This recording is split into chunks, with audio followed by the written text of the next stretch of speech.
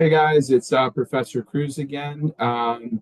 Welcome to week 5. At this point, we are halfway through our accelerated 8-week course here with the midterm completing tonight, I guess, technically, because with your response to your classmates' questions regarding the midterms, I'm going to tell you guys I'm very impressed.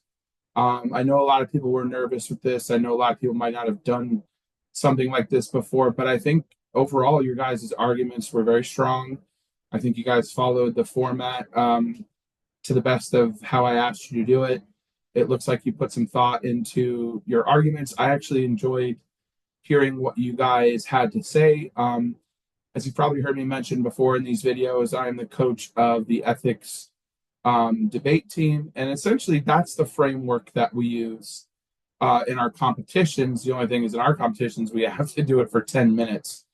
So that's a lot more like you got a lot of focus on the individual points. But I figure for 3 minutes, that would be good to get in, get out quickly, not linger too much, but just have 3 points. The reason why we do three is you talk to anybody who's a lawyer or does like arguments for a living. Three's that magic number. If you have 3 reasons why you believe something, you can make a strong argument for it. If you have 3 points and some stuff to back up those points.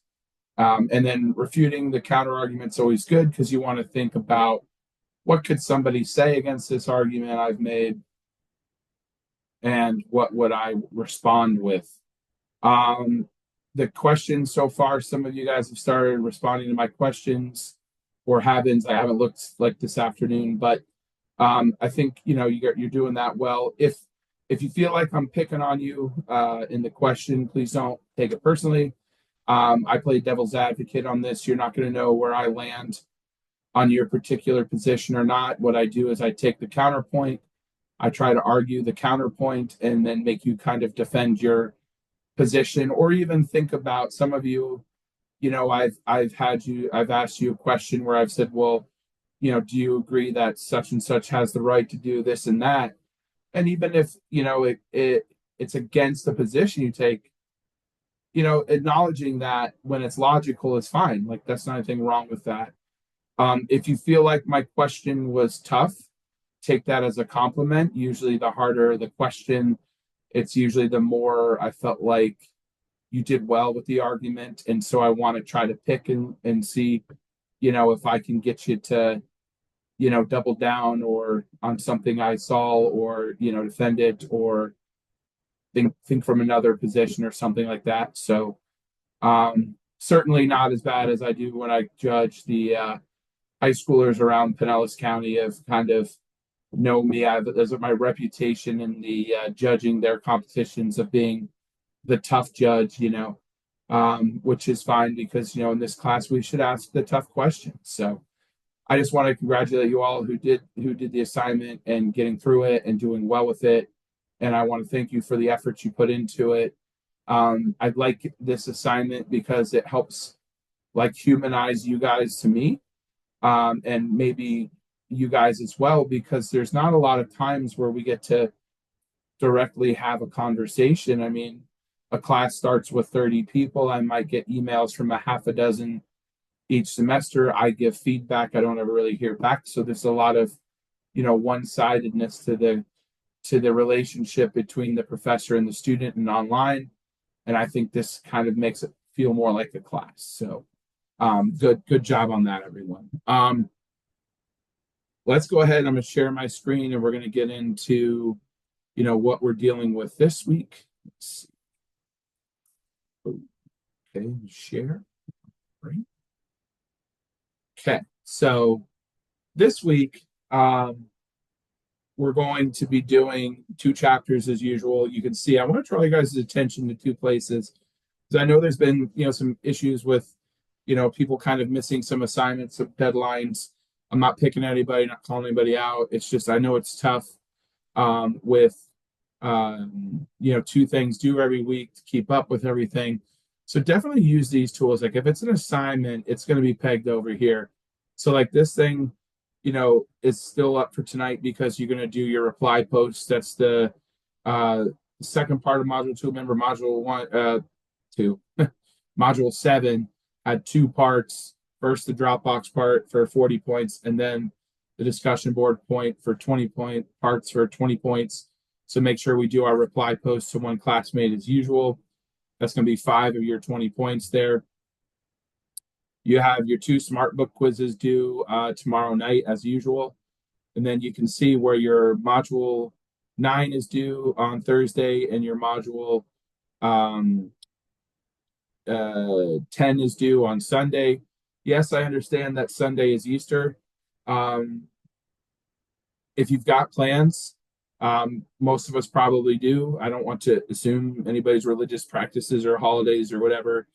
I understand that, right? So, like, make sure you plan for that. My joke every year, and I try not to be blasphemic about it, but like, Jesus would want you to do your homework, right? So, like, plan ahead. If you know you're going to be busy all day Sunday, try to get it done Saturday or whatnot. The fact of the matter is I don't typically like having stuff due on holidays, but we just don't have the time to flex. Okay, in this format, and I always tell people if you wait a long time, it kind of like maybe choose to wait that long. Okay, so I know that's hard to say when you've got a lot going on, but I think that assignment in particular, both of the ones this week aren't too taxing, I don't think. So hopefully you'll be able to manage them accordingly. And we'll get to those in a second. But also a more detailed schedule is here, remember. So this has like, the week, the modules, the things that are due, certain things highlighted in purple that we want to call out. Like one we've got coming up is Sunday's the last day to drop with a grade of a W. So like we want to make sure if that's something you feel like is your best, call, you want to do that because you don't want to wind up getting the WF. That's bad. Things like this are highlighted, like where all our extra credit is due on Sunday, the May 4th. So like definitely use that as a tool because I try to get you guys as much information on the due dates as I possibly can. I mean, it's the thing is I have this here, it's in the syllabus. I have this here, and I email you guys every Sunday. So, I mean, let's be honest, you can't say that like I'm not trying to get you the information. You guys just have to utilize what's available to you, okay? And again, not trying to make it like sound like I'm picking, but like that's just a fact, okay? So when we get into our course content for the week, we're going to where are we going here? Punishment and the death penalty. So this is our first module. This one's due Thursday. This is a Dropbox and discussion. And remember, for the most part, you guys have been doing good with this, but just make sure that it goes in 2 places. And when you put the assignment into the Dropbox, it's a full APA paper. Separate title page, separate reference page. So make sure double space, Times New Roman, 12-point font. Make it look like a college paper when it comes to the Dropbox for me. And then on the discussion board, then you can just, I would copy the body of it and then like your reference citation and just post that on for people to see. Okay. So what you're going to do, for this assignment, you're going to research an article that contains facts about the death penalty. And then you're going to write 3 paragraphs as follows. You're going to summarize the article in 150 words minimum. And you're going to do some paraphrasing throughout, and you're going to put your citations, your in-text citations that will match a reference citation. We've done this, on the Module 2 assignment. So hopefully by now we know, how that works. You're going to compare and contrast the article to the textbook. So in this middle part here, 150 words minimum, I want you to show, concepts, terms, or whatever from our textbook, and then how you see those things or don't see those things in the article. Because remember, this is just summary. Just tell me what's going on in the article, right? Give me the big highlights, cite it. Then here, this is where you compare it to what you've learned in the textbook. So you're not always going to find everything because like articles are meant for like the layperson. So they're not going to give you like a definition of like punishment or something like that, from our ethical stance. You're going to have to read into it and see what you can draw off. And it's like, so you're like, Manus and Monroe say punishment's goal is blah, blah, blah, blah, blah. In the article, we see blah, blah, blah, blah, blah, right? And so in this summary, you're going to just be summarizing the article. Shouldn't have any citations other than the article. In this section, you're going to have two citations from the textbook, the Manus and Monroe, 2020. So for those of you watching the video, Manus, ampersand, Monroe, 2020 in the in-text, right? And then the one for your article, whoever your author, year is for that particular one. Now you want last 6 months, okay? Make sure you pay attention to that. We're going to talk about this in a second, okay? Reaction. Then afterwards, you're going to share your reaction to the article, okay? And, something you found interesting, something you agree with or don't agree with. So this is where you're going to react to what you read in the article, okay? Now, I've thought about if I'm going to say this or not, and I'll be honest with you, if this were an in-person class, I'd have this conversation, so I might as well have it now. There's been a lot of use of ChatGPT, and I've even warned about that in an earlier email. I apologize that I haven't got a lot of your feedback back, but I've had to respond to a number of students about the use of generative AI, and that takes a long time to have those conversations, to discuss to them what they need to do, and get them on the correct course of action before the next assignment. So I really appreciate you guys bearing with me. I know I owe you a couple assignments. My goal this week is to get caught up with those. I know you guys are really concerned probably about your midterms. So I want to get you your midterm grades quickly because I graded them as I watched them. And then really it's just about going back and looking at the questions because I know you guys are probably sweating that. So we want to get that on there. Now, if you're one of the people that has used ChatGPT, you know that we're going through our things and we're doing that. And I want to let you guys know, I'm not trying to make anyone feel bad. It is what it is, but I have to have this conversation because it's happening a lot. As you will see in the syllabus, absolutely no use of any generative AI programs at all, period. I mean, I teach critical thinking and ethics, and generative AI is the antithesis of both of those things, meaning the opposite, right? So we just can't do it in this class. Are there classes where you're going to use it? Yes, but this class, it's 100% against the purpose of what I'm trying to do with you guys. Generative AI programs like ChatGPT, those are the ones we know about, but you guys also have to remember Grammarly, that's generative AI. Copilot in Microsoft, generative AI. Can't use those things because everybody I talk to who's using those, you try to say, oh, they're grammar checkers. They're not grammar checkers. Microsoft Word has a grammar checker in it when it has the little red and blue squigglies. Copilot, Grammarly, all those things, they change content. They rewrite sentences for you. That is academic dishonesty, the same as if you had your friend do it. The reason why it's important is because one of the goals in college is you should be a better communicator. You should be a better writer. When you leave college, you will never learn how to write better if you let the technology do the thing for you. And I know that sounds weird, and you guys probably think, oh, Professor Cruz is a neophyte and he's afraid of change and blah, blah, blah. Look, I get that one day, generative AI is going to be the way. That day is not today, and that class is not here, okay? So we have to do this the right way. One other thing is that will scan in CopyLeaks as generative AI. I will not be able to tell if you use Grammarly or if you use ChatGPT, but either way, both of those are a violation of the honor code and as the expectations set forth in the syllabus. As some of you are finding out, I am very good at catching it. You guys need to understand, I am a professional librarian. I know this sounds like an appeal to authority, but sometimes when you're the authority and you're correct, it's not a logical fallacy. I have a master's degree in the science of information. I know how to tell if your article is fake. I know how to tell if your article is pulling from multiple sources like ChatGPT does. I know how to find literally anything that exists on the internet. That's a source. I don't go on the dark webs, 4chan's, like, so not literally everything, like the figurative, literally, if that makes sense. Like on the mainstream internet, I can find it. Now, let me guys tell you, this isn't 1996. The internet doesn't isn't sketchy anymore.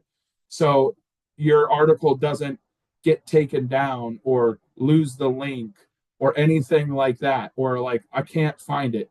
You can't Google search it and it doesn't come up, it doesn't exist. Generative AI does not come with real articles. And then the expensive programs that you pay for generative AI still come up. And if you think about washing it through another paraphrasing site, still come up. All that stuff is generative AI, all that stuff. Because you guys think it's about, oh, it's the language or whatever. No, there's other ways to tell, and I'm not going to tell you them all. I've already said probably too much. But like, please, like, let's not do this, okay? Because it's taking a lot of effort on my end to kind of correct that. But also at the end of the day, you guys just aren't learning what you need to learn, okay? And despite my warnings, people are continuing to try it. And I'm just telling you, like, I'm going to catch it. And then I'm going to put a case to academic dishonesty. And, as you guys are finding out, as you've seen, like, if you get a 0 on assignment for academic dishonesty, you're cut off from extra credit. You can't earn any extra credit in the course because there has to be some sort of lesson learned. And if I could let you guys cheat on assignments, give you zeros, you can do extra credit and get an A, then nothing happened, nothing got learned. So for the people that are hearing this, that I've already had these conversations with, like, remember, we have an agreement. We've got a thing worked out. We're doing our process. So please don't like take this as a negative. For those of you who had to just listen to all this, um, sorry, like I don't, want to be negative. I apologize if you have to listen to this and it didn't mean anything to you, like it wasn't relevant to you. But perhaps somewhere in your mind, you're happy to know that people aren't, getting away with it in this class and stuff. So it just is what it is. And again, I don't want to be a negative, but I was thinking I would say this in my face-to-face class, so why wouldn't I say it now? But this is just my warning, please, okay? Like, I was a writing tutor for 9 years. I've been a librarian for 11 years. I've been teaching this class for 5 years, and I taught another class for 3 years before that. I have seen tens of thousands of papers. I know how humans write. I know how computers write. It's obvious if you know what to look for. So please don't put it on my radar so I have to like look at this stuff. Okay. All right. Enough of that. Back to the regular stuff. Okay.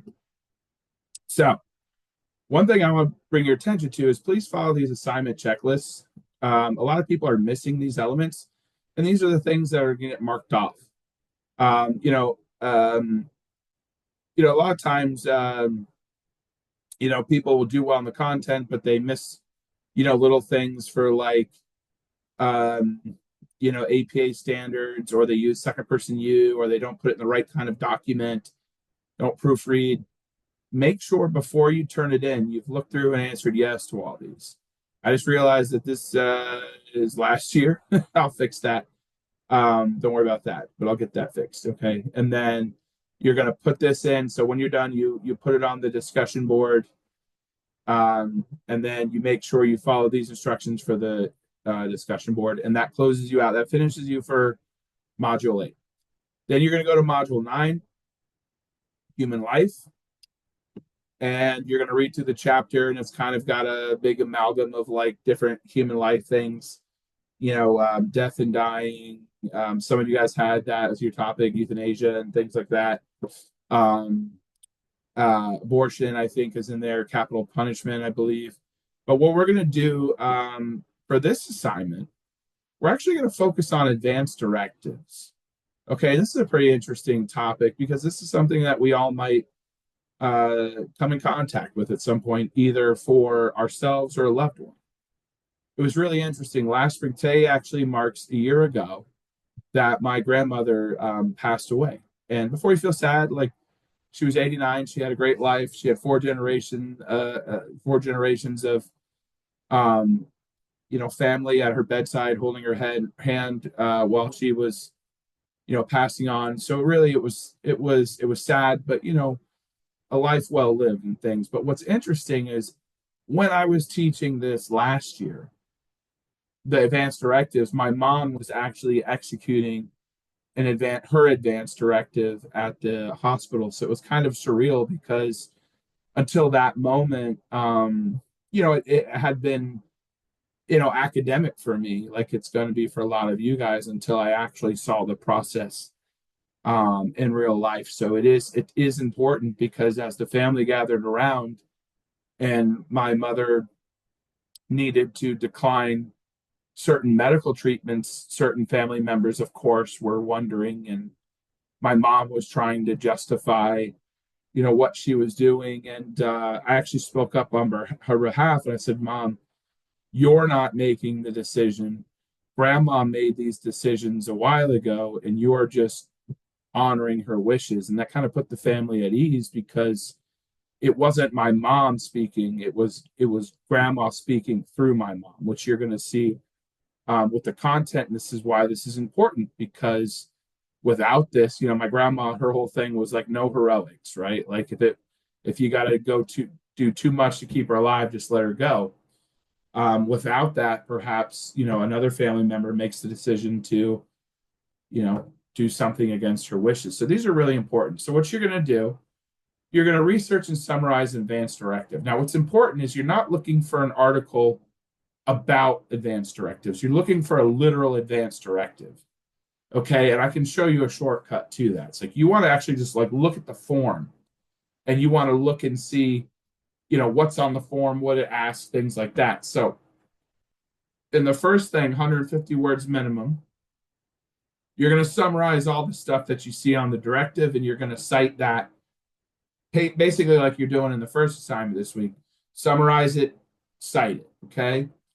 Then in 100 words minimum, you're going to react and reflect on, the stuff that you saw in the advanced directive. Like, was there something in there that surprised you? Did you find something interesting? Is there something you thought was missing that should be included? And then in the third section, you're going to do your opinion on, whether or not these things are important and all that kind of stuff. You're going to follow the submission checklist, and then this goes just to the Dropbox. Okay, no discussion element for this one, just to the Dropbox. Okay. And now what's cool here is if you guys have been messing around and looking at what's available, we have this John T. Joy course librarian.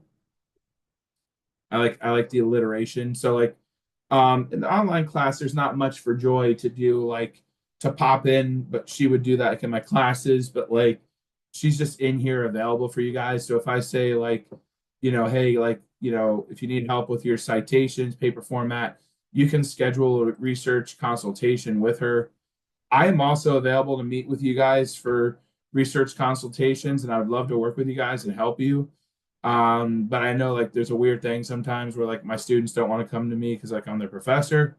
But I promise I can separate the two roles and help you out. But if you just need somebody to help you with citations, find a piece of research, whatever, those things are available for you. So again, before you resort to the ChatGPT because you're stumped or you don't know what to do, there's people that can help you. Okay, so it's like I always tell people like it's like I'm Dumbledore and you guys are Harry Potter, and help is always available at SPC for those who ask for it. To paraphrase the quote, if you will, right? So when you're in this though, you can do that, but like what I want to draw your attention to is the course research guide. And then you're going to see me here cheesing at you because I'm the library liaison for the ethics, law, and public policy department. That's all that means. But when you see here, there's something that says ethics assignments, and there's some stuff here that you can use for some of your things. So, like your article critique that you're doing, there's some suggested sources here. Like, you could go in there. Remember, if you find it online on the database, just make sure it was at least in the last 6 months. So that's going to be hard to do because some of those don't tell you the exact date, but you can. It it talks about some other places that you can search things, topics for research.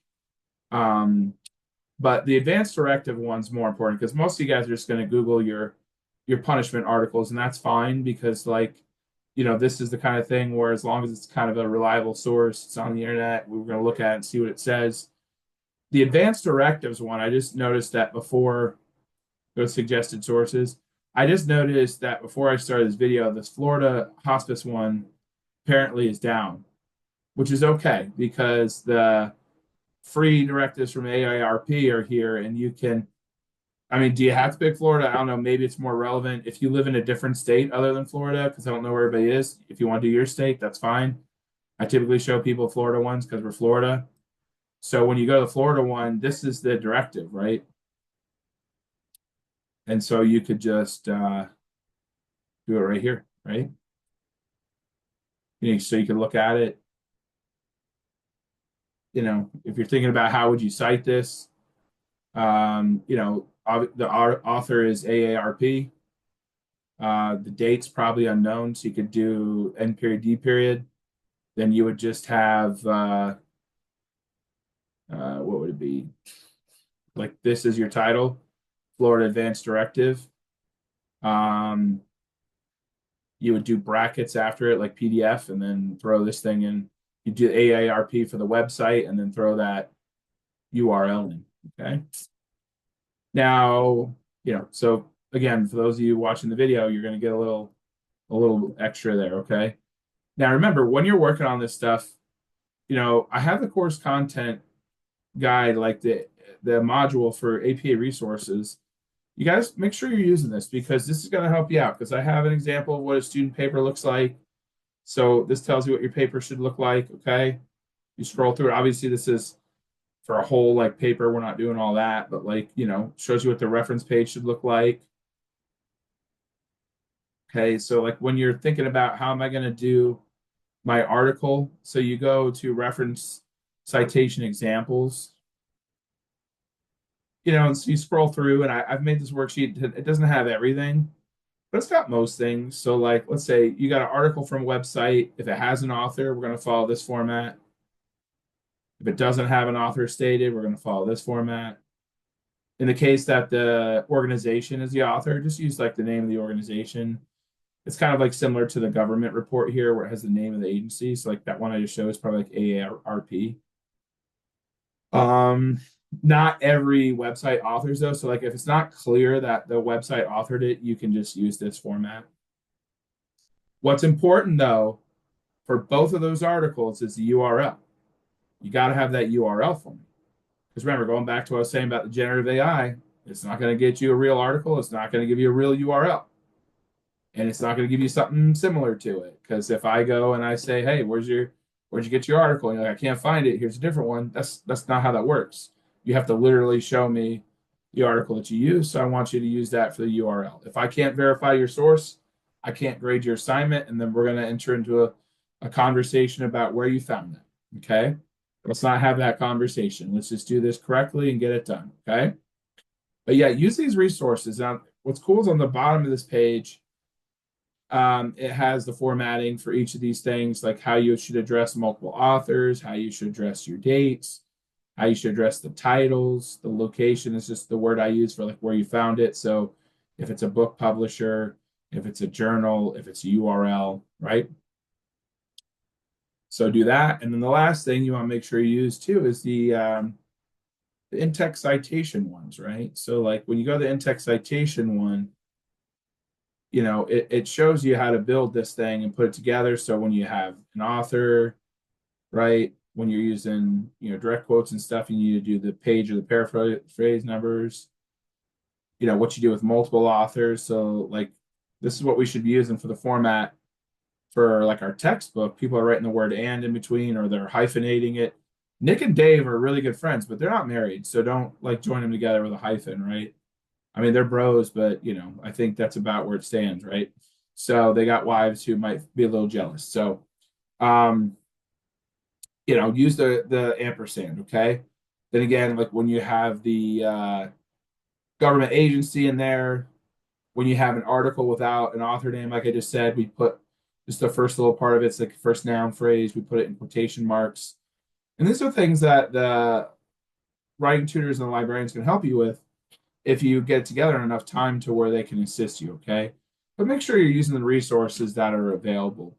And then when all else fails, guys, email me, okay? If you got any questions, email me. I like to think I'm not super intimidating. I like to think that, I get back to you guys when you email me pretty quickly and I try to be helpful. But a lot of times you guys email me when it's too late.